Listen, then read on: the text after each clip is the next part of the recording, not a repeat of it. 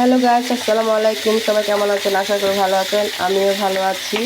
আজকে মাছ দিয়ে ফুলকপি আলু শিম দিয়ে ঝোল করব। এখন আমি মাছটা বসিয়ে দিয়েছি ভাজি করার জন্য। ভাজি হয়ে গেলে রান্না বসে।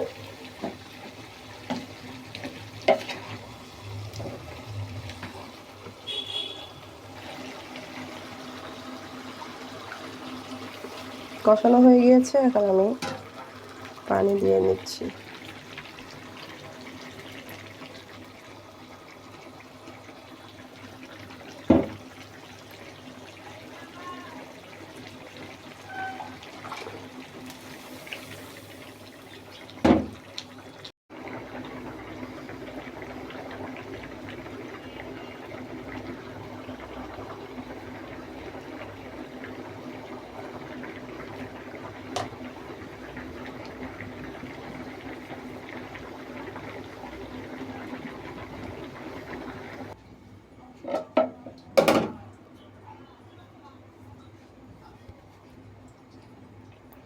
বন্ধুরা, আমার রান্নাটি হয়ে গিয়েছে।